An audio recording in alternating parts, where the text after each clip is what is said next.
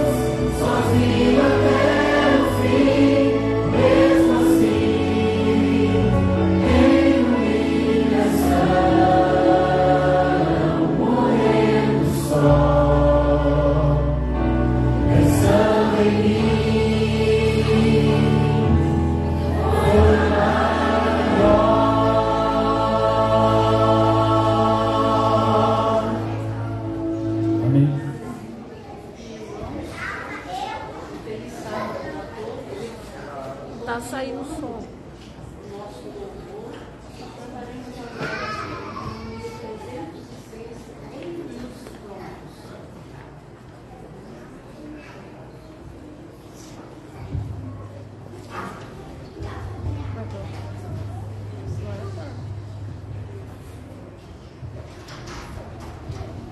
Trezentos eis-nos prontos.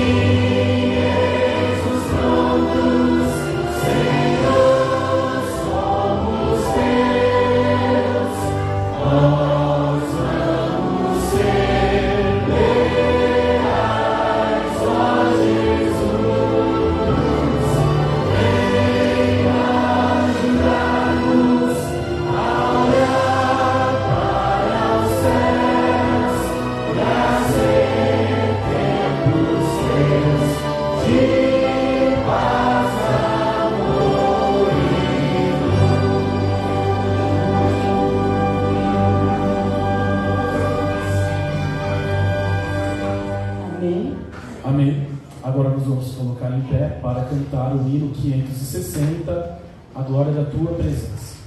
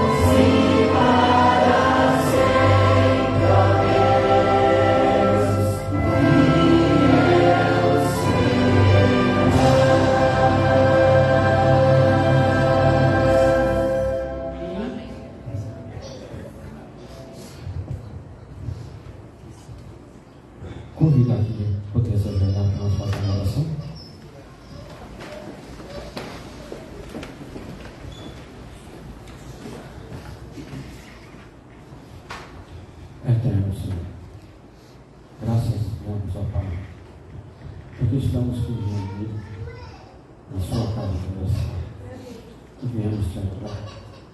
Te adoramos na parte primeira, na escola sabatina, te adoramos através dos louvores, estamos te adorando agora através da oração. Assim está esta, Pai, em humildade, porque sabemos que Tu és grande, sabemos que Tu é um Pai poderoso, sabemos que Tu cuida de cada filho sendo menina dos Teus olhos, e Tu conheces a necessidade de cada um de nós. Por saber que Tu conheces a nossa necessidade, Pai, nos sentimos seguros, nos sentimos em paz, nos sentimos totalmente tomados pelo Senhor Espírito Santo, levando a Tua palavra, a Tua mensagem através dos nossos comportamentos, das nossas atitudes e tudo aquilo que fizemos, procurando Te honrar. Graças Te damos por isso. Graças Te damos porque viemos à Tua casa e aprendemos em Ti. Graças Te damos porque Tu usa os nossos braços, nossos passos, nossos pés, de uma forma que só o Senhor sabe conquistarmos para o Teu reino. Esse povo está aqui e diz: eis-me aqui. Usa-nos para a honra e glória do Teu nome. Como louvamos o Teu nome, como sabemos que o Teu Filho, Marlon, vai pregar, e usado pelo Senhor Espírito Santo, vai transmitir hoje a mensagem para cada um de nós, aprendendo e vivendo a nossa vida. Abençoa mais uma vez a igreja. Abençoa mais uma vez todo o Teu povo que está aqui. Aqueles que não puderam vir, Tu conheces o motivo e sabe a sinceridade do coração de cada um. Portanto, ó Pai, pedimos também aqui humildemente que perdoe os nossos pecados. Não merecemos, mas pelos méritos do Senhor Jesus Cristo, o Teu Filho amado, o nosso Rei, o nosso Senhor, o nosso Salvador, o Senhor Jesus Cristo. Amém. Amém.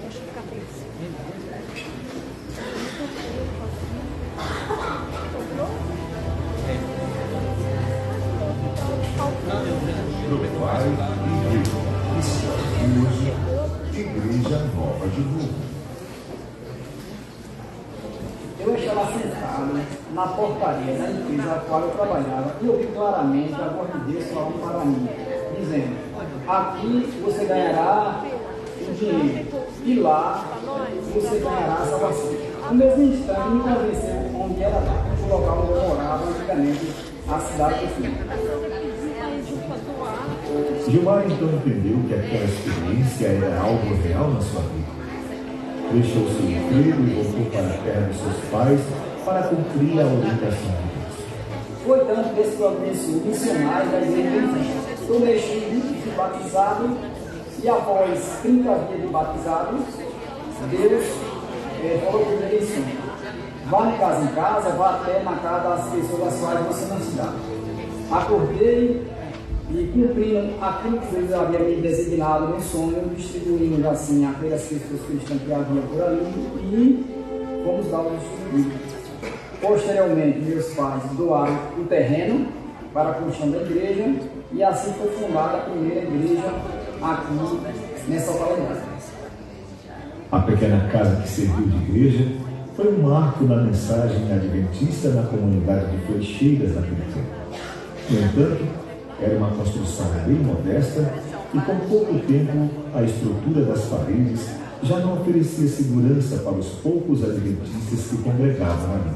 Cupins e telhas quebradas indicavam que era hora de mudar e que deveriam fazer planos para construir uma nova igreja.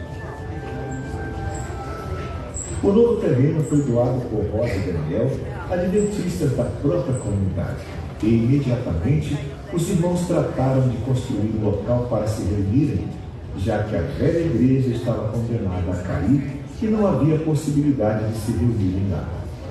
Uma pequena choupana coberta com palha, piso de chão batido, cobertura de lona para os dias de chuva, já estava recebendo os irmãos para seguirem com os programas da igreja. Até o clube de desbravadores já funcionava debaixo do pé de manga. A administração da igreja, através do seu setor de tesouraria e de expansão patrimonial, entendeu que era a hora de mudar a realidade de Flecheiras, construindo a nova igreja. A comunidade fez o que pôde para ajudar financeiramente na construção. Os irmãos contribuíram conforme suas possibilidades, mas destacamos José Reinaldo e Daniel Guedes ao doarem parte dos seus bens para a construção da igreja. José Reinaldo, um colhedor de cocos, diariamente, ao executar seu duro trabalho, separava uma oferta de sacrifício para a obra que se iniciava. O irmão Daniel, o que doou o terreno juntamente com sua irmã Rosa, trabalha abrindo poços artesianos e também dedicou sua oferta de sacrifício para ajudar na conclusão da igreja. Em pouco tempo, a igreja já erguida oferecia condições muito melhores para a realização dos cultos e programações espirituais. Hoje a igreja está concluída, linda, uma das melhores construções da região. Aqui está um grande exemplo de união de esforços para o cumprimento da missão.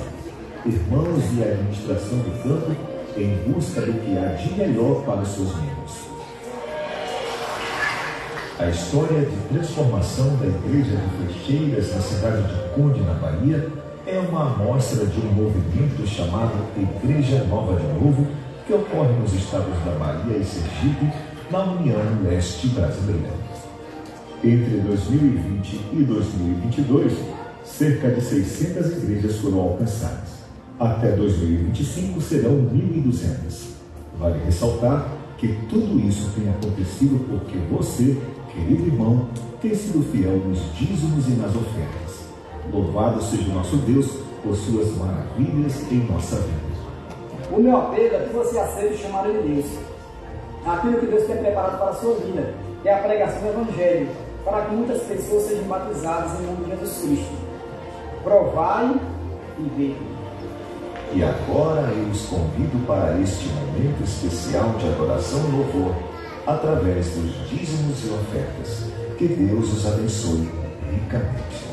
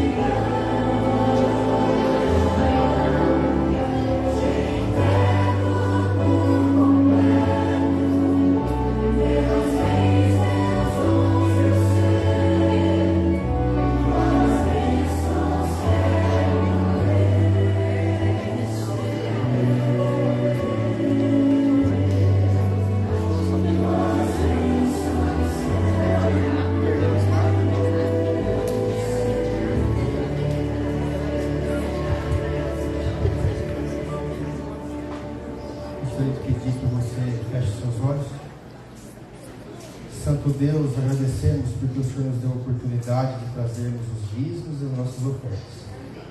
Também, ó Deus, sabemos que tem pessoas que não tiveram essa oportunidade, mas trouxe o seu coração, trouxe a sua adoração. Que o Senhor possa aceitar nesse momento, que seja tudo para a honra e glória do teu santo nome. Amém. É isso que nós te pedimos, em nome de Cristo. Amém. Amém. Esse aqui. Pega a pasta preta. Ele não está funcionando?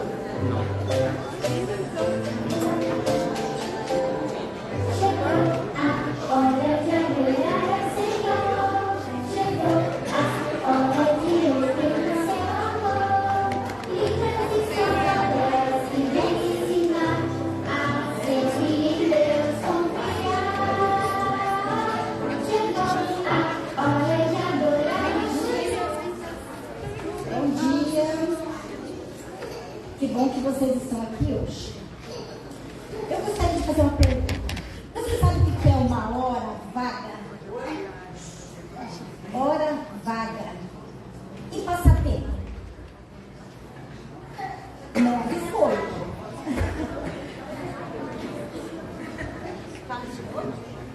Hora vaga é quando você não tem nada para fazer. Isso mesmo. Ou você tem, mas você quer tirar uma horinha para você dar uma descansadinha na mente, fazer alguma coisinha para você. Certo? Sabe que muitas pessoas aqui na igreja, eles fazem algumas coisas na hora vaga. Tem alguns talentos. Eu convidei algumas pessoas para trazer aqui, para mostrar para vocês, alguns talentos que elas têm, que elas fazem nas horas vagas. Eu vou chamar aqui a Emanuele, vou chamar aqui o Rogerinho ali, o Rogério, a Irene, a Rose, a Rosa, a Kelly e a Vitor. Vamos ver o que eles fazem nas horas vagas, vamos ver os talentos deles. Ô Rosa, o que você faz? Não só nas horas vagas, mas eu deixo meu serviço lá, vou dar uma olhadinha nas plantas e faço a planta. Então eu faço hortaliça, jardinagem, tem abacaxi plantado no vaso, tem abacate e outras coisinhas mais. Mas eu trouxe aqui uma batata doce que está brotando. Posso mostrar para vocês? Ó. Olha que bonito. Um pedacinho de batata na água. Esse comprido é raiz. Vou levar pertinho para vocês verem. Ó, Rose, o que você faz? O meu é parecido da roça, só que o meu ele não é frutífero. Eu gosto de cultivar suculenta, que é esse tipo de plantinha aqui, ó. É difícil de morrer. Ó, fica belezinha. Emanuele, o que você faz? Eu gosto de ler, esse é o meu livro favorito. Tem outro livro que eu também comprei de muda. Eu gosto de colorir, esse é o meu livro para colorir.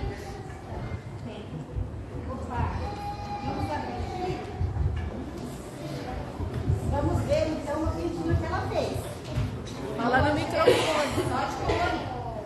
E eu gosto de escrever. Esse aqui é o meu livro onde eu guardo as coisas que eu já escrevi. Tipo poesia, né? Fala no microfone. Poesia, só textos. Você, Rogério, o que você faz? Eu gosto de, nas horas vagas, eu pego o trabalho, faço conserto de eletrodoméstico. Isso daqui é uma placa que se troca na máquina quando ela não funciona, tem uma posição, não centrifuga, não bate. Uma máquina dá assim, ela quebra, e aí a gente vai e troca dessa. Olha aí, gente, máquina de lavar. Ele conserta nas horas vagas, máquina de lavar.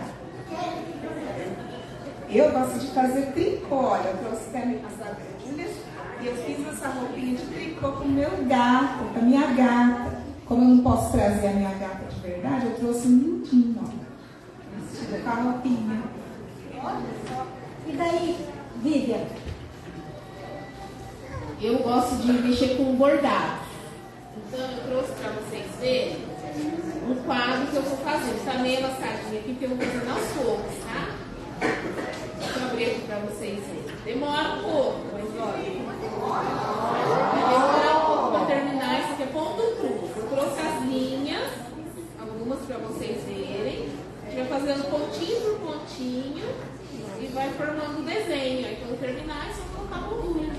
Vamos ver o que a Irene faz então. Eu gosto de fazer modelagem de roupa e costura. Na pandemia eu tive muitas horas vagas, né? Porque eu fiz muita máscara para vocês. Legal, vocês conhecerem então aqui alguns dos talentos e algumas horas aproveitadas que as pessoas fazem, né? Ah, eu vou mostrar o meu também, é claro! Eu também faço nas horas vagas, lindas necessárias. Um marzinho, um joguinho. Eu também bordo toalhinhas, né, na mão. Tem até aqui, olha, no WhatsApp, meu nominho da minha, como diz, fabriquinha, você, minha grife, ó. E nós agradecemos vocês, muito obrigada. Nós vamos continuar esse paulinho, certo? Então vocês já sabem, né, que tem algumas pessoas aí que vendem os produtos também, certo?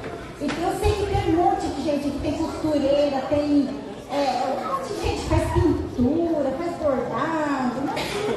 Então, põe seus talentos aí, né? Aproveita as horas vagas, porque isso faz muito bem para a mente, para a saúde da gente. Sabe, eu vou dizer uma pessoa que nós estamos estudando há algum tempo aí, que a gente já conhece, sobre Ellen White. A Ellen White, ela era uma mulher muito ocupada, igual essas pessoas que vocês viram aqui, que tem o trabalho, cuida da casa, tem um monte de afazeres, mas tira um tempinho para se dedicar a alguma coisa, né? E a senhora Ellen White, ela gostava de juntar retalhos. Retalhos, sabe o que é retalhos? É restos de tecidos. Antigamente, as pessoas não tinham muito assim, tipo shopping, para comprar roupa pronta. Então, as próprias pessoas, né, ou alguém da família costurava as roupas. E sobravam os retalhos, que são os pedaços de tecido, certo? Assim como sobrou retalhos do vestidinho, da tua saia, né? Então foram sobrando os retalhos das indústrias, que são reaproveitados. Mas a dona Ellen White, ela guardava então esses retalhinhos, e ela fazia então tapetes, colocava vários tipos de gravuras, né? De figuras, formavam algo assim bonito de trabalho, então ela colocava na casa dela. Tem outros tipos que ela fazia também, né? Que era assim, costuradinho com duas pequenininhas, e fazia também tapetes, fazia até fronhas, fazia almofada, coxas. E essa aqui é uma capa de uma. Então, e ela, apesar de todo o serviço que ela fazia, então ela também então costurava esses tapetes, essas coisas. E o senhor Tiago White, ele ficava muito preocupado com ela, porque ela fazia já muita coisa e nas horas vagas ela aproveitava também para trabalhar, né? Era um serviço que ela gostava muito. E ele até fez uma musiquinha, falava assim, lá no céu não vai ter tapete, lá no céu não vai ter tapete de retalho. Falava assim que lá ela ia descansar e não ia ter tapete de retalho para ela fazer no céu. E ele fazia assim uma brincadeira com ela. Aí um dia então ela pegou e resolveu fazer coisa diferente, não os tapetes, mas ela começou a tricotar também, igual a Kelly, né, que fez a roupinha de tricô pro gatinho dela. Mas ela fazia também toucas, sabe? Ela doava também as toucas para as pessoas carentes, ela ajudava as pessoas. O serviço dela não era só para ela, ajudava no ganho da casa, que às vezes ela vendia alguma coisa, e também ela doava muita coisa, sabe? Eu tenho certeza que cada um de nós, se não tem um tempinho, faz um tempinho, né? Como diz o ditado, faz um tempinho. Então podemos tirar um tempinho para a gente fazer alguma coisa. Vocês podem usar para pintar igual a Emanuele pintou, né? Pinta desenhos bonitos. Vocês podem escrever carta para alguma pessoa, né? Pode escrever até o sentimento de vocês, fazer um diário também, isso é muito bom, sabe? A mente da gente tem que estar ocupada com coisas boas, isso faz parte da nossa saúde, para a gente estar bem da saúde. Então, nós podemos cuidar de fazer essas coisas para ajudar pessoas, né? E ajudar até mesmo a família e a nossa saúde. Então, vamos agradecer a Deus por talentos que a gente tem, que Deus possa estar continuando abençoando vocês também, né? Vamos fechar nossos olhinhos, né?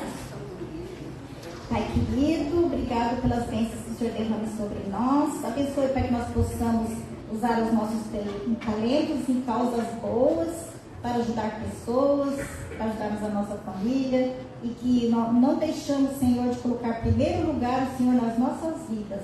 A primeira hora, a hora mais importante é tua. Depois, então, Senhor, que possamos tirar algum tempinho para fazermos, então, para demonstrarmos nossos talentos. O Senhor nos dá. Muito obrigada, em nome de Jesus. Amém. Amém. Muito obrigada. Vamos agora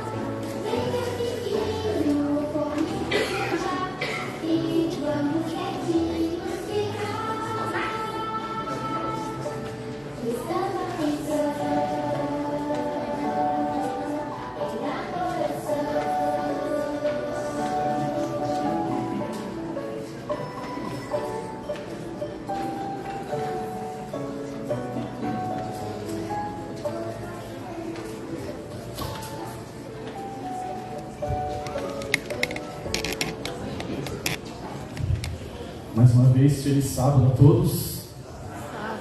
O nosso Senhor Jesus Cristo, ele tem vários pronomes que ele é conhecido. Um deles é Sol da Justiça. Então, quando eu e você estamos desolados, estamos em uma situação que não queríamos estar, o nosso apego deve ser junto ao Mestre, que é o nosso Sol da Justiça. É sobre isso que eu vou cantar nesta manhã. Então, reflita nessa mensagem.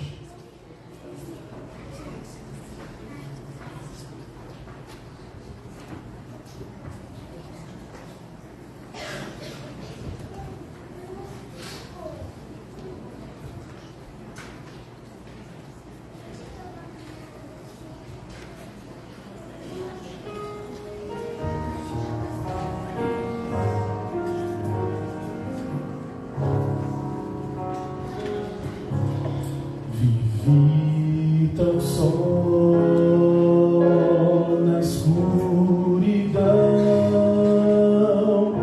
buscando luz, porém em vão, quebrado fui, ninguém me amou. Foi quando o sol me iluminou. Jesus é o sol, Jesus é o sol, fonte de luz, o sol dos sóis. E se a noite vier ao meu viver, me soltará o amanhecer.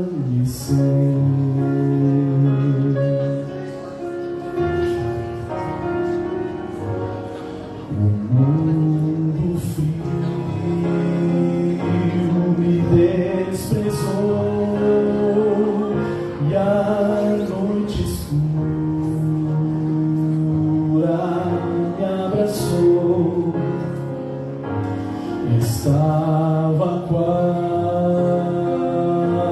a perecer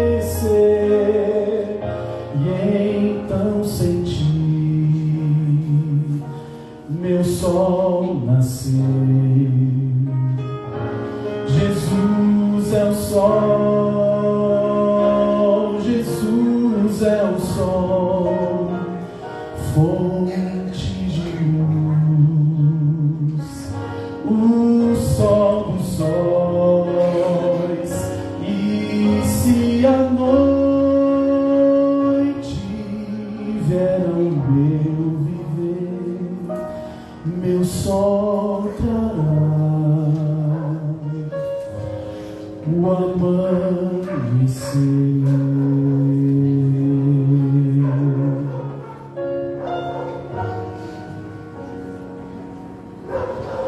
O amanhecer.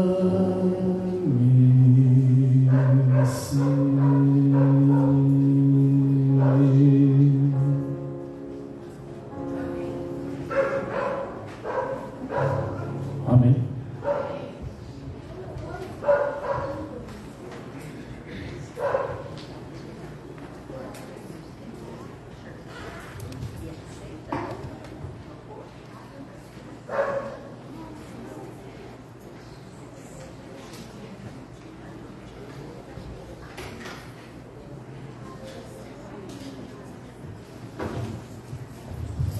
Um feliz sábado. Feliz sábado. Já estava com saudade de vocês aqui, viu?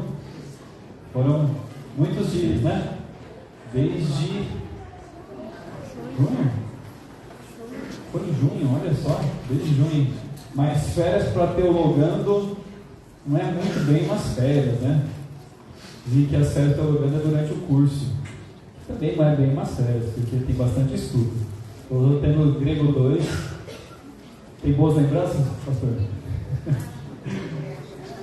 Foi uma bênção esse período de férias. Eu e minha esposa primeiro recebemos minha sogra lá em casa, depois o meu sogro, que não é adventista, passou uma semana conosco.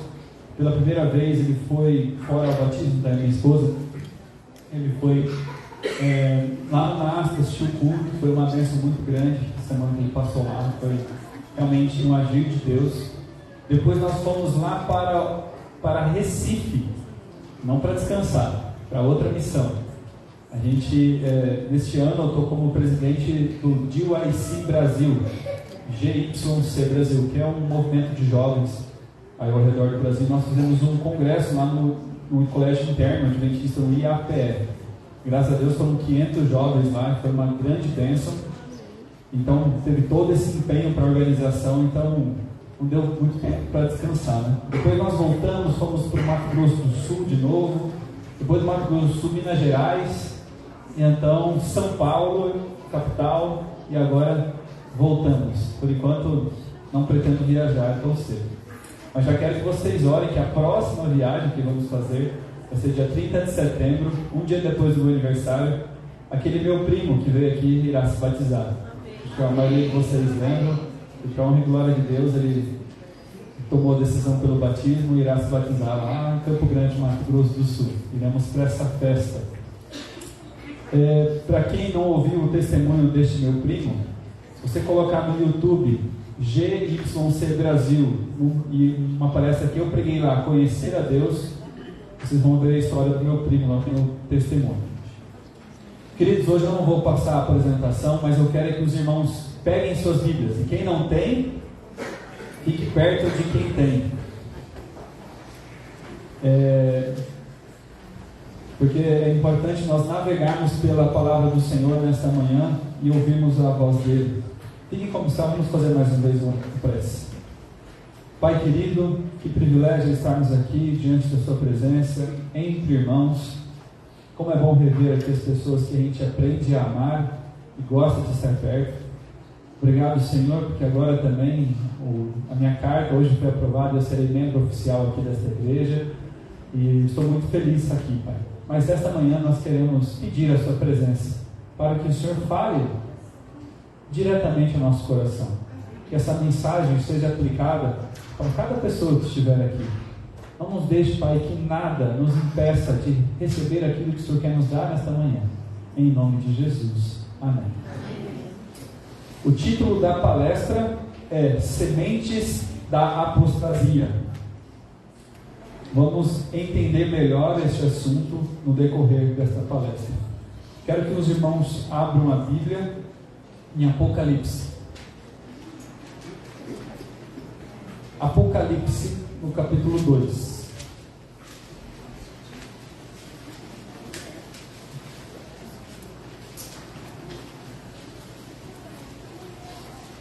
Talvez já tenha lido aqui em outros momentos que eu preguei esse texto, mas este vai ser o nosso texto base para a meditação desta manhã. Aqui nós temos a carta dada à igreja de Éfeso. E Deus ali começa, o anjo, né? Deus fala através do anjo à igreja de Éfeso e começa a trazer algumas qualidades a respeito desta igreja, alguns elogios. Mas temos algo aqui no verso 4. Tenho, porém, contra ti, que abandonaste o teu primeiro amor. Lembra-te, pois, de onde caíste, e arrepende-te, e volte à prática das primeiras obras. E, se não, venho a ti, e removerei do seu lugar o teu candeeiro, caso não te arrependas. Então a gente tem uma série de elogios, mas tem uma repreensão. Tenho contra ti, que abandonaste o teu primeiro amor. E a gente tem esse costume, geralmente, falar, lá naquela época, quando eu tinha o meu primeiro amor. E a gente vê aqui nesse verso que isso já é algo que nós temos que nos arrepender, porque a perda do primeiro amor já é a semente da apostasia em nosso coração. Não é à toa que há uma repreensão para aqueles que não se arrependerem disso. Por isso, já a primeira parte da mensagem, eu convido a mim, Marlon, e a vocês refletirem. Tenho eu hoje vivido o meu primeiro amor com Deus? É o nosso costume, né? Geralmente o primeiro amor, a gente atinge o ápice e a tendência, a gente esquecendo ou sendo levado pela correria do dia a dia e perder este primeiro amor que nós temos. Mas vamos entender um pouco melhor esse tema da semente da apostasia com aquele que foi o primeiro a errar. Abram a Bíblia novamente, bem no meio da Bíblia, aí vocês vão ter o livro de Isaías, no capítulo 14.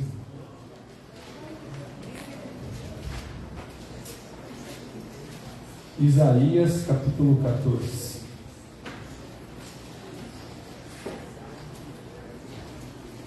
Vamos entender melhor como se deu. Queridos, nós nunca vamos ter todas as respostas do surgimento do pecado. Nunca teremos todas as respostas, mas poderemos aprender alguma coisa. No verso 12 do capítulo 14 de Isaías, diz assim, acompanhem comigo, por favor. Como caíste do céu, ó estrela da manhã, filho da alva, como foste lançado por terra, tu que debilitava as nações. Tu dizias no teu coração, eu subirei ao céu, acima das estrelas de Deus exaltarei o meu trono, e no monte da congregação me assentarei, nas extremidades do norte. Subirei acima das mais altas nuvens, e serei semelhante ao Altíssimo. Agora, no livro de Ezequiel, nós temos uma outra leitura, também falando de Lúcifer. Ezequiel 29.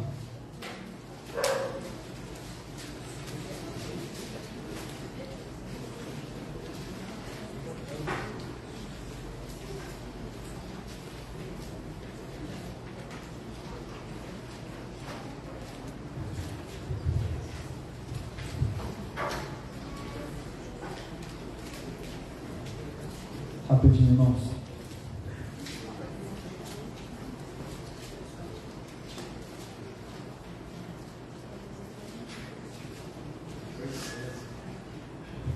Eu coloquei a referência errada aqui.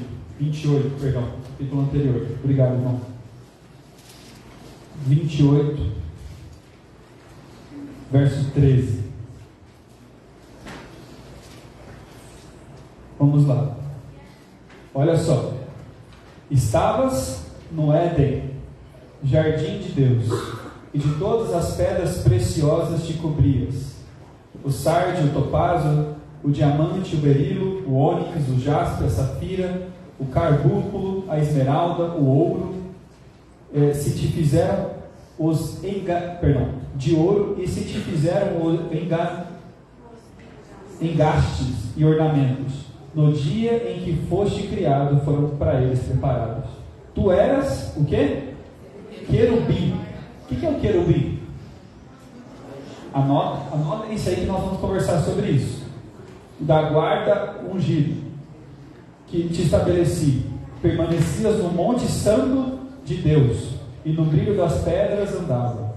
Perfeito era nos teus caminhos, desde o dia em que foste criado, até que se achou iniquidade em ti.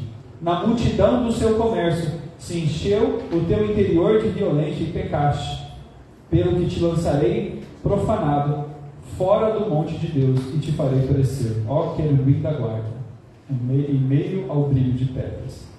Elevou-se, verso 17, o teu coração por causa da tua formosura, e corrompeste a tua sabedoria por causa do seu resplendor. Até aqui está bom. O que nós aprendemos aqui? Quando a gente olha para essa história, fala, como isso aconteceu? Por que isso aconteceu? Aonde isso aconteceu? No céu. Havia pecado no céu? Não havia nenhuma nota dissonante no céu. Tudo era perfeito, em perfeita harmonia. Porém, uma nota estranha surgiu através deste, que abaixo de Cristo foi o mais honrado do céu. Nesses dois textos a gente consegue ver que ele era um querubim cobridor da guarda. Ele estava diante de Deus, cobrindo a glória de Deus para que os anjos pudessem estar à sua presença. Ele era o principal dos anjos. Se você quer saber mais sobre essa história, capítulo 1 de História da Redenção e capítulo 1 de Patriarcas e Profetas traz detalhes bem interessantes. Mas a gente tem que ele era o mais inteligente ali do céu, ou pelo menos da maior responsabilidade. E ele invejou o lugar de quem? E me questiona isso, né? Por que ele invejou o lugar de Jesus? É claro que a gente não pode confirmar isso com clareza, mas a gente vê, assim como Jesus veio em carne humana, e aqui quem esteve aqui ouviu em carne humana, há uma das teorias também que ele apresentava com os anjos de que maneira? Como um anjo, arcanjo Miguel. E por isso, ao Lúcifer olhar aquele que estava abaixo de Deus, não o via como se fosse o próprio Deus, mas falava assim, bom, se ele pode receber a glória, por que eu não posso? Não sou eu o mais belo de todos os anjos, por causa da sua formosura? Não sou eu cheio destes adornos maravilhosos que Deus me concedeu? Não sou eu o líder de todos os anjos aqui? E foi no livro História da Redenção, fala que estava tendo um projeto da criação da terra, e ele queria muito participar desse projeto, e foi negado para ele. E ali surgiu essa inveja, essa rebeldia. E então, na multidão do seu comércio, o que é isso? O que é um comércio? Você vende alguma coisa. O que ele vendeu? Ideias. Lúcifer vendeu ideias. E as suas ideias, quantas pessoas compraram essas ideias? 1/3 dos anjos do céu. E foi levantado então em xeque algumas coisas sobre o caráter de Deus. Isso aqui seria tema para uma outra pregação, mas não vai ser o caso hoje. Falando que Deus, na verdade, o princípio que regia o céu, que era a abnegação, não era real. Porque Deus colocou, isso na linguagem do comércio de Lúcifer, Deus colocou todos os seres para adorá-lo. Logo, como pode ser ele abnegado? Se ele fez tudo para a sua própria glória. Logo, ele não era um Deus abnegado, como era a lei do céu. Por que os anjos deveriam obedecer à lei que havia no céu? Havia lei no céu, tá? Se não houvesse lei, não havia como haver transgressão. Mas como que os anjos eram obrigados a seguir essa lei? E o questionamento dele era: nós podemos seguir os nossos próprios desejos e impulsos. Deus não é abnegado, Deus não é justo. Era um pouco do comércio dele. Qual era então um momento assim, algo que a gente tem que pensar. É lógico que a gente não vai encontrar todas as respostas, mas qual foi a semente que brotou primariamente no coração de Lúcifer? Bom, em algum momento Deus pediu ou ordenou algo para Lúcifer. E quando Deus deu essa ordem, ele não aceitou, certo? Porque ele desobedeceu. Em algum momento isso houve, a gente tem que concordar que em algum momento houve algum tipo de ordem e ele decidiu não executar aquela ordem em seu coração. Se a gente tem isso, Lúcifer, Deus falando assim, filho, faça isso, e ele falando, não faço. O que ele estava querendo, o que tinha no coração de Lúcifer nesse momento? É claro que a gente está trabalhando aqui sobre hipóteses, mas esses textos nos dão luz a essas hipóteses. Ou Deus teria cometido algum erro em ordenar aquilo, ou deliberadamente ele ordenou algo que não seria para o bem dele, Lúcifer. Porque se alguém chega um momento e falar, não, eu não vou fazer isso, ou eu acho que a pessoa que me deu a ordem, no caso Deus, cometeu algum erro em dar aquela ordem, ou ele está me dando alguma ordem que não seria para o meu bem. E começou algo a se perder no coração de Lúcifer. Qual foi a primeira coisa a sair do coração de Lúcifer? Fé em Deus. O que é fé? Há muitas definições, a Bíblia define, mas há uma definição bem simples que está também no Espírito de Profecia, chamando: fé é confiança em Deus. Simples. Fé é confiança em Deus. Por mais que você não precise entender, na verdade, entender já não é muito fé, porque você vê. Mas a fé é justamente você ter certeza daquilo que não se vê, ou que não se entende. Tantas coisas acontecem em nossa vida que a gente não entende, a gente não compreende. E muitas vezes essas mesmas ideias que vieram no coração de Lúcifer vêm ao nosso coração. Ou Deus errou em permitir isso na minha vida, ou Ele fez algo que não é para o meu bem. E a gente desconfia do caráter do Senhor. É por isso que nós estamos estudando essas sementes do coração de Lúcifer, porque ela a todo tempo está atingindo o nosso coração. E a gente precisa entendê-la. Logo, Lúcifer tinha perdido a fé em Deus. Em algum momento, ele deixou de confiar na sabedoria divina e passou na sabedoria divina ou no amor de Deus. E passou a confiar nas suas próprias ideias. Logo, ele se colocava também numa situação onde ele era mais inteligente do que Deus.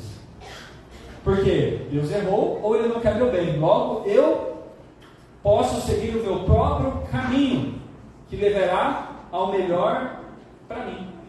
Ele queria o melhor para ele, mas ele deixou de acreditar que Deus tinha o melhor para ele e começou a acreditar que ele poderia dar a si mesmo o melhor para ele. Sabe que esses pensamentos atingem a gente? Daqui a pouquinho a gente vai colocar em situações práticas no dia a dia. Mas já vão pensando aí, quem mais agiu de maneira semelhante? Lembra de Judas? Chegou algum momento de falar, questionaram até mesmo Pedro, né? Mas Senhor, não fala isso não. Os dois falaram isso, né? Pedro, naquele momento que Jesus falou que ia morrer, falou, não fala isso. O que é isso? Eu sou mais inteligente do que Deus. Judas também fez isso várias vezes, entendendo que Deus errava. Por exemplo, ele permitia aquela mulher quebrar aquele vaso de perfume caríssimo, e ele repreendeu ali em seu coração também, ou até mesmo falou depois, mas Senhor, isso a gente poderia usar para os pobres. Isso é sério, irmãos. E ele começou a vender o seu comércio, através da sua atitude ali no dia a dia no céu. Ele começou a demonstrar que para os anjos, você não pode depender totalmente de Deus para cuidar de você. Você precisa assumir o controle da sua vida. Essa foi um dos comércios de ideias de Satanás. Satanás tem comércio de ideias hoje. Você é dono de si mesmo. Cuide de si mesmo. O seu corpo é seu e as regras são suas. São comércios do inimigo. Porque na verdade nós somos inteiramente de quem? Do Senhor, e as regras são deles. Há mais disso também. Qual é o cerne então? Vamos lá, vamos recapitular algumas coisas aqui antes de passar para os próximos passos. Eu quero que todos entendam isso, que é muito importante, mas é profundo o estudo. Então a gente tem que pegar o cerne. Vou só levantar alguns pontos aqui. Se eu não creio que Deus vai cuidar de mim, o que é isso? O que eu estou perdendo? Fé. Estou perdendo a fé. Se eu achar que consigo cuidar de mim mesmo melhor do que Deus, isso é o quê? Orgulho. Se eu tentar cuidar de mim mesmo de modo diferente que Deus me pediu, o que é isso? Desobediência. 3 raízes do pensamento de Lúcifer. Eu tenho certeza, irmãos, que nesse momento o Espírito Santo quer falar a mim e a vocês. Se nós estamos, por acaso, caindo ou cultivando algumas sementes de apostasia. Caim e Abel. O que podemos aprender dessa história? Caim começou ali a cultivar o solo e Abel cuidar do seu rebanho. E Deus claramente pede que o quê? Que o quê? Seja oferecido o que em sacrifício? Um cordeiro. Necessaria de sangue. Mas aí Caim olha e fala assim: isso não é justo.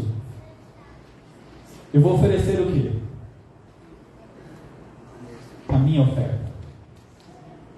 Por que isso foi muito errado diante de Deus? Por que Deus não se agradou? Porque a mesma semente que estava no coração de Lúcifer estava ali no coração de Caim. Perda da fé. Não se acreditava mais que era o melhor.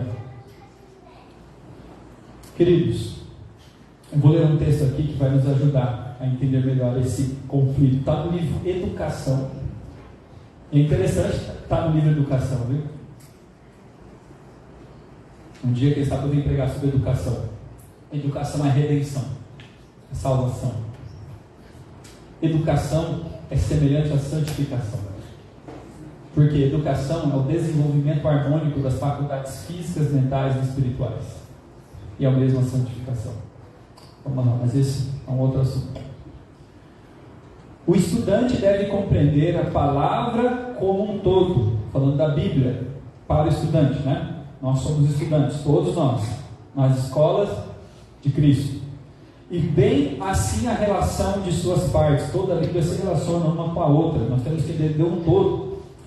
Deve obter conhecimento do seu grandioso tema central. A Bíblia tem temas centrais. Quais são? Do propósito original de Deus em relação a este mundo. Qual foi o propósito de Deus em relação a este mundo? A origem do grande conflito e a obra da redenção. Deve compreender, olha esse ponto que é o mais importante que eu quero trazer aqui. Deve compreender a natureza dos 2 princípios que contendem pela supremacia. Existem 2 princípios, eu já falei isso aqui uma vez. 2 princípios que contendem pela supremacia. E aprender a delinear a operação através dos relatos da história e profecia até a consumação do século. Agora, aplicando para si mesmo, deve enxergar como este conflito penetra em todos os aspectos da experiência humana. Você vive o grande conflito. E como em cada ato da sua vida, olha isso, em cada ato da sua vida, o estudante revela ou um ou outro daqueles 2 princípios antagônicos. E como, quer ele queira ou não, quer esteja consciente disso ou não, ele está mesmo agora a decidir de que lado está do conflito. Vamos trabalhar isso aqui. Quem lembra? Eu já falei alguma vez desses 2 princípios antagônicos. Quem lembra quais são? Qual é o principal princípio do lado do inimigo? Que reina ali do lado do inimigo? O egoísmo. De um lado temos o egoísmo. É o princípio do reino de Satanás. E qual é o contrário de egoísmo? Hã? Alguém falou alguma coisa aí? Podem tentar, né? Empatia. Existe uma palavrinha. Por que a gente tem dificuldade de acertar em cheio? Tudo que vocês falaram tem que ver. Mas por que tem dificuldade de acertar em cheio? Porque é uma palavra que a gente não vê com bons olhos. Abnegação. De um lado, eu exaltarei o meu trono, eu subirei o mais alto dos céus, eu terei tudo para mim. E de outro lado, um exemplo de Cristo, ali, se não me engano, em Filipenses, eu não vou usurpar ou ter a prerrogativa de ser como Deus antes. O que ele fez? Esvaziou de si, olha só a negação, de si mesmo. Humilhou-se a si mesmo e veio a este mundo de pecado, viveu como homem e foi obediente até a morte de cruz. A gente vê ali em João, vários momentos, Jesus falando: eu não faço a minha vontade, mas faço a vontade daquele que me enviou. Ele viveu para revelar ao Pai. E se revela esse princípio não pela palavra apenas, mas pelas ações. O que Jesus mais fez aqui nessa terra? O que você acha? Lembra aí da história. O que ele mais fez nessa terra quando esteve aqui? Salvou, serviu, curou. Também, servou, faz tudo parte disso, né? Mas ele curou muito. Você vê que ele chegava numa vila e curava todo mundo. O que é isso? Revelação do caráter do Pai. Abnegação. Ele não viveu para si mesmo. Agora chegou o momento, queridos, da gente aplicar para nós.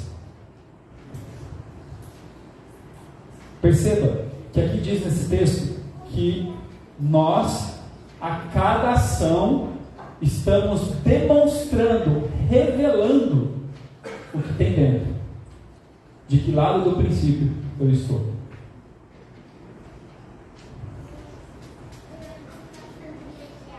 Antes aqui de trazer alguns tópicos práticos, é importante a gente entender como é constituído a natureza humana.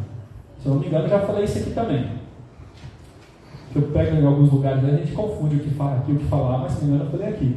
Quem lembra das faculdades superiores e inferiores? Alguém lembra? Então, talvez eu não tenha falado aqui, então vai ser bom, vamos falar aqui. Nós somos formados de faculdades superiores e inferiores. Não quer dizer que um é certo ou errado, não é isso. Mas as faculdades superiores, gravem isso, é o que? Razão, juízo e consciência. Razão, juízo e consciência. Faculdades superiores. E na mesma mente, isso é a mente, tá? E na mente também tem as faculdades inferiores, apetite e paixão. E muitos acham que apetite e paixão é errado. Mas nós temos um texto que mostra que já existia no Éden antes do pecado. Está em Patriarcas e Profetas, página 45. Os apetites e paixões estavam sob o domínio da razão. Adão era santo e feliz, tendo a imagem de Deus e estando em perfeita obediência à sua vontade. Perfeita obediência à sua vontade. Então a gente vê aqui que já existia lá no céu as faculdades superiores e inferiores. O que acontece? As faculdades de juízo, razão e consciência governavam as faculdades inferiores. O que aconteceu depois do pecado? O que é ter natureza pecaminosa? Ter natureza, nascer com natureza pecaminosa é justamente ao contrário disso. As minhas faculdades inferiores governam as superiores. O meu apetite e paixão governa E apetite e paixão é de tudo, queridos. Não é só comida, não. É tudo. Tudo mesmo. Trabalho, você tem apetite, você tem paixão por aquilo. Então vamos lá. Antigamente, quando era adolescente, eu gostava de ir em festas. Quando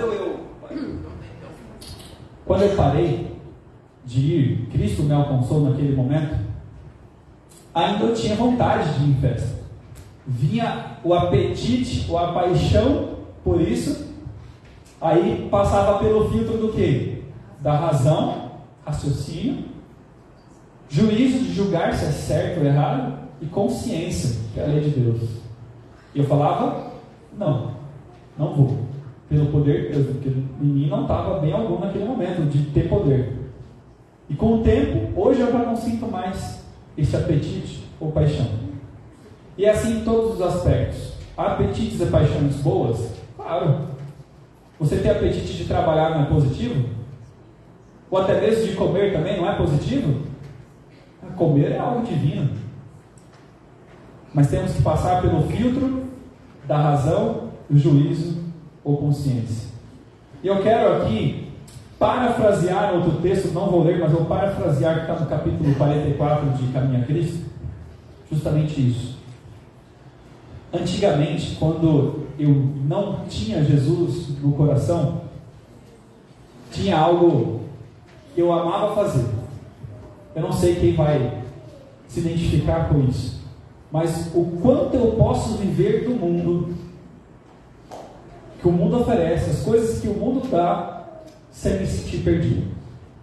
Então a minha ânsia era perguntar: o que é pecado? É pecado fazer isso? Não é o que eu vou fazer. É pecado? A minha vida estava em o que é pecado. E quando alguém falava que era pecado, mas será que não tem um jeito de a gente conciliar isso aqui não? Porque era a vontade de viver o máximo que o mundo podia oferecer. Por exemplo, eu queria ir em festa, mas ir em festa, em balada, era algo muito errado. Depois de um tempo eu comecei a ir. Mas eu comecei a falar, eu acho que não tem problema ir lá no churrasco dos meus amigos de faculdade. Aí eu perguntava, é pecado? A pessoa, às vezes o líder não sabia responder, então não é, então eu vou. Aí chegando lá, mas será que é pecado tomar só um pouquinho de cerveja? Mas será que é pecado? E aí começa a jornada que o mundo oferece. Isso demonstra que Cristo já não é, que é um rei no nosso coração. Isso não é um coração de um convertido. E foi quando eu percebi isso que me doeu muito. Foi quando eu li esse texto aqui que fala: aqueles que são convertidos não ficam indagando qual é a mais baixa norma, onde é o limite do certo e errado, mas querem encontrar qual é a vontade de Deus, qual é a vontade do Senhor. O que Jesus quer que eu faça? Você percebe que isso já está no campo das motivações? Mas essas motivações já mostram que lado do conflito eu estou, estando eu na igreja ou não, porque eu ia à igreja aos sábados. Mas qual era a vontade minha de ir na igreja? Encontrar meus amigos apenas. É bom encontrar os amigos, eu amo encontrar os amigos, mas não era por causa de Cristo. E é por isso que a gente fica dizendo, será que vai ter música boa? Quem vai ser o palestrante? A gente está indo daí para mim mesmo. Sabe, queridos, essa semana eu refleti muito, eu fiquei muito pensativo ao entender que o início de tudo, a semente da apostasia, está dentro do meu coração, em cada ação que eu executo. E eu fiz uma reflexão própria, analisando algumas ações e decisões pequenas, relativamente pequenas, e me perguntando: foi isso vontade do Senhor ou foi isso a minha vontade? Porque se eu quero só fazer a minha vontade, o que isso revela sobre o meu coração? Que ele já está ficando longe de Jesus. E eu, nesse momento, eu estava conversando com um amigo, a gente estava com uma dúvida: mas será que isso é errado ou não? E ele fez uma colocação que me impactou. E a partir daquilo ali, eu já tinha ouvido, mas sabe quando impacta algo que você já ouviu e falou assim: o que Jesus faria? Acabou a discussão. Sabe, querido, a gente deveria estar preocupado mais nas nossas ações diárias em saber o que é que Jesus faria em meu lugar. E eu tenho pedido agora para Deus, nessa semana, por exemplo, acordar de manhã e perguntar para o Senhor: Senhor, primeiro, que hora o Senhor gostaria que eu acordasse? Que eu vou conseguir ter um tempo de qualidade com o Senhor?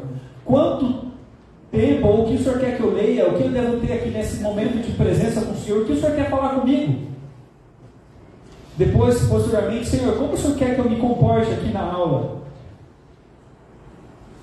E isso vem várias coisas na mente, né? À tarde, Senhor, a hora que eu estou trabalhando com desenvolvimento de sistemas, Senhor, como o Senhor quer que eu trabalhe? A gente já começa a perceber que, na verdade, a gente às vezes faz várias coisas que não deveria fazer. Várias coisas para seguir a nossa vontade. E a gente começa a pensar mais profundo.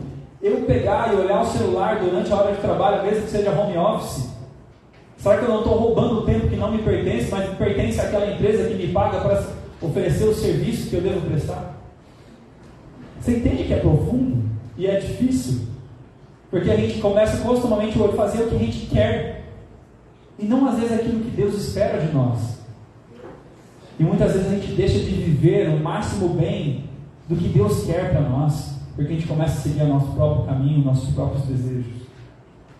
E me perguntando também: Senhor, o quanto o Senhor quer que eu faça de exercício, que tipo de exercício o Senhor quer que eu faça? E sabe, acaba não ficando. E eu fiz isso, não fiz de forma cansativa.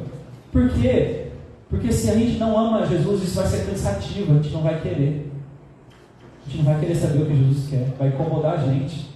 Fala, não, isso aí, ai, que coisa, ficar o dia inteiro perguntando. Mas se a gente ama Jesus, a gente vai falar assim: o que o meu Jesus quer que eu faça? O meu Jesus me tirou da morte, do pecado, da lama, da escravidão, do mal, e me tirou daquela situação agora para me dar uma nova vida em Cristo Jesus. Eu o amo e quero fazer a vontade dele. Então, queridos, o primeiro passo é analisar: eu amo, eu preciso amá-lo mais.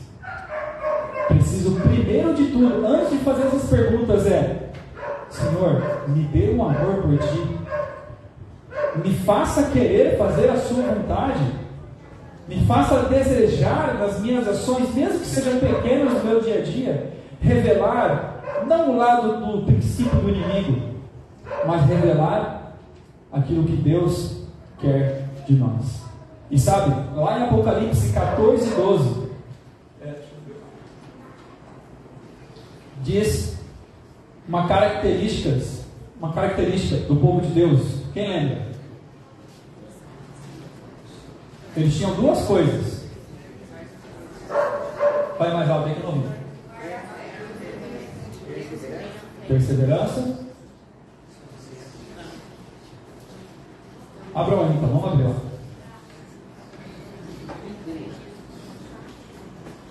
Já vi alguém falando, mas vamos abrir, vamos ler junto, vai ser bom.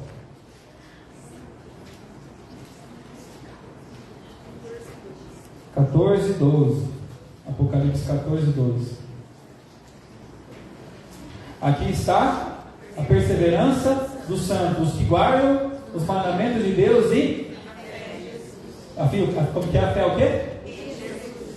Sabia que tem uma polêmica, não é polêmica, desculpa, uma divergência sobre esse texto? Não que um seja errado, o outro certo, mas algumas traduções traz fé em Jesus e outras fé de Jesus. Se nós levarmos em conta fé de Jesus, o que muda? É mais fácil ter fé em Jesus ou a fé de Jesus? Como foi a fé de Jesus aqui na terra revelada? Ele tinha vontade. Em algum momento Jesus teve uma vontade que foi diferente da vontade do Pai? Sinceramente falando. Sim ou não? Se alguém falou sim, em que momento? Ali no Getsemane, por exemplo, foi esse momento. Quando ele falou assim: Pai, se possível, passa de mim esse cálice. Se não seja feita a minha vontade, mas a sua. Ele estava ali passando pela eterna separação entre Deus e o homem, sentindo na pele a dor da segunda morte e vida, que a segunda morte é a eterna separação entre Deus e o homem. E naquele momento ele pede para não ser feito conforme a vontade dele, mas conforme a vontade do Pai, porque ele habitava em carne humana, claro, não sem a tendência para o mal, porém em carne humana. E ele teve essa vontade ali no momento da tentação. Será que ele sentiu fome naquele momento? A vontade dele, 40 dias, se a gente fica 1 hora, 2 horas, 3 horas, um dia sem comer, a gente já fica impaciente.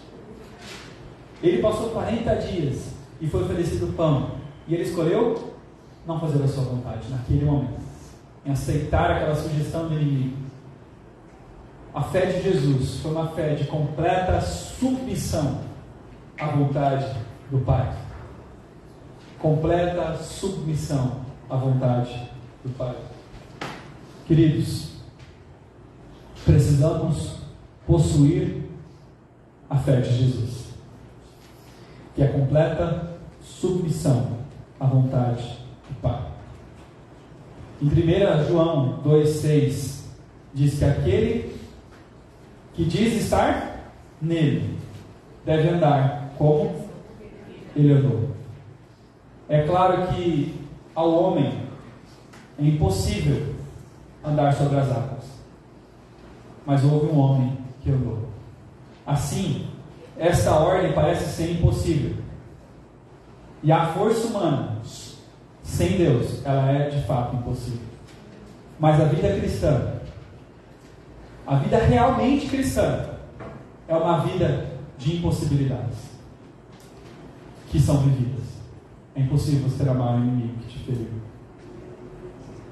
É impossível ao homem, pelo seu próprio poder, obedecer uma lei que é de abnegação, pensar nos outros antes de si mesmo.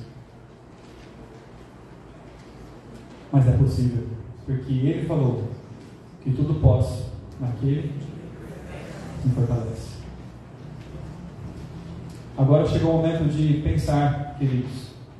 Eu quero até agora, antes, a gente vai ouvir vamos cantar um hino juntos.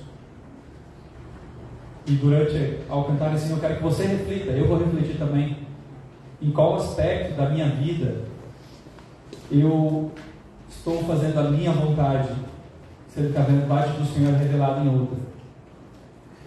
Será que o meu relacionamento está seguindo conforme a vontade do Senhor, aquilo que Ele planejou para os seus filhos? Ou eu acredito que minha forma de levar um relacionamento é melhor?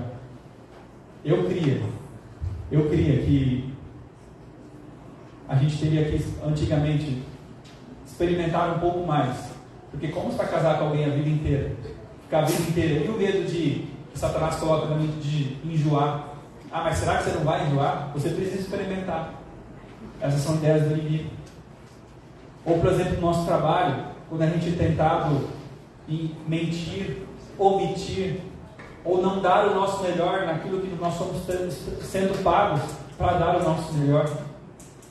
Ou na minha faculdade, na minha escola, que às vezes eu não estou sendo, quem sabe como um Daniel, um exemplo ali em meio à Babilônia, seja nas minhas atitudes, seja no meu comportamento, ou até mesmo na minha forma de me lidar ali na faculdade. Queridos, como a gente viu aqui, esse conflito envolve todas as áreas da vida, invade todas as ações da nossa existência. E é impossível a gente seguir adiante desses princípios se a gente não ter um encontro pessoal com Jesus. É impossível a gente ter essa mentalidade de buscar e desejar ter a fé de Jesus se nós não tivermos um encontro real e verdadeiro com a pessoa dele. E chegou o momento de termos esse encontro com Ele, porque estamos vivendo os últimos momentos da história deste mundo, e só vai ter entrado nas mansões celestiais aqueles que tiverem um real encontro com Ele. Vamos cantar e refletir em nossa própria vida, não na vida do irmão, na minha vida, na nossa vida, sobre isso. E depois vamos orar juntos.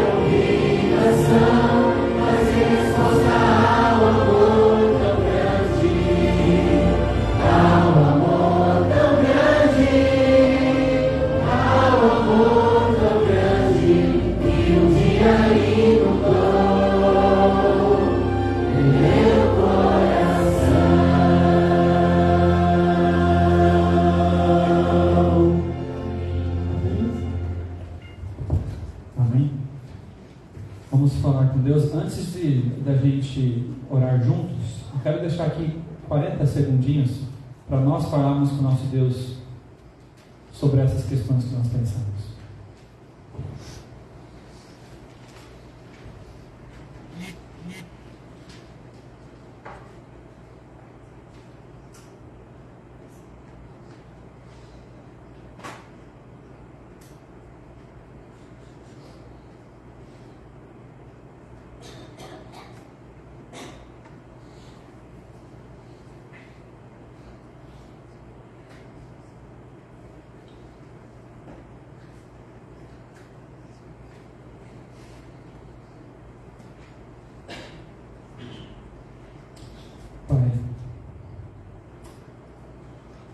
Nós temos, Pai, cultivado em nosso coração sementes de apostasia. A gente olha um adultério de algum irmão da igreja, um roubo, envolvimento com corrupção, e isso por vezes nos escandaliza. Mas a gente esquece de olhar para as pequenas coisas do dia a dia, as pequenas raposinhas que entram na nossa vinha, Senhor. Entram na nossa vida e que são sementes onde eu deixo de fazer a sua vontade e faço a minha vontade. E a gente esquece que é o mesmo princípio diante de uma tentação de roubar, ou de adulterar, onde a gente deixa de fazer a tua vontade e passa a fazer a nossa vontade naquilo que já estávamos acostumados a realizar no dia a dia.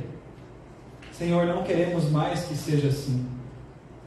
Queremos viver agora, Pai, a fé de Jesus pelo seu poder, de não seguir as nossas ideias, os nossos conceitos ou a nossa vontade, mas a tua vontade.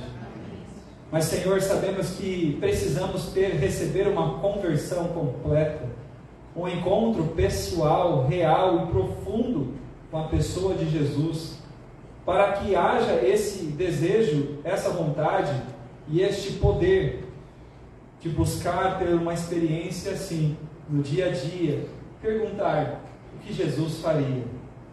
Porque se eu não amo a Jesus, eu não vou querer fazer o que Jesus faria. Se eu não amo a Jesus, fazer o que Jesus faria vai ser um fardo horrível de viver. Então, Pai, precisamos dessa real conversão. E eu clamo aqui por mim, pela minha própria vida, por aquilo que já conversei com o Senhor, que eu preciso ajustar na minha experiência, na minha vida, no meu dia a dia. E os meus irmãos aqui também falaram. Mas, Pai, se tem mais alguma coisa que o Senhor quer nos revelar, mais alguma coisa que o Senhor quer nos mostrar, que o Senhor deixe isso claro. Tire a cegueira da nossa mente, dos nossos olhos, e nos mostre, Senhor, de fato, quem nós somos e o que nós precisamos e quem Tu és. E te peço uma bênção especial da dotação do Espírito Santo aqui aos meus irmãos, o único capaz de nos fazer enxergar essas coisas na sua real luz. E eu clamo que no nome de Cristo Jesus, que ninguém aqui, quer por palavra ou ação, rejeite essa voz, falando, isso não é importante, isso é fanatismo, isso é errado. Essas são argumentos de Satanás, e nós não queremos ter essas coisas. Te pedimos poder, porque o Evangelho é poder.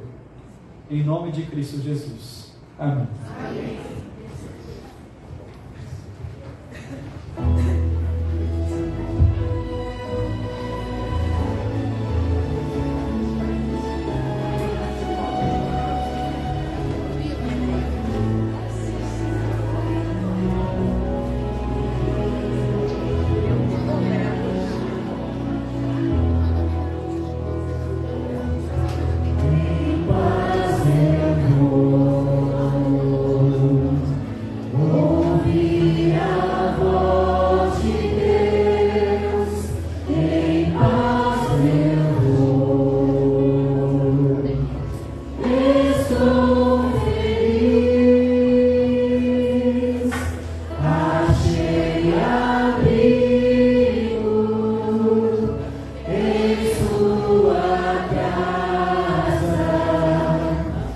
Em paz.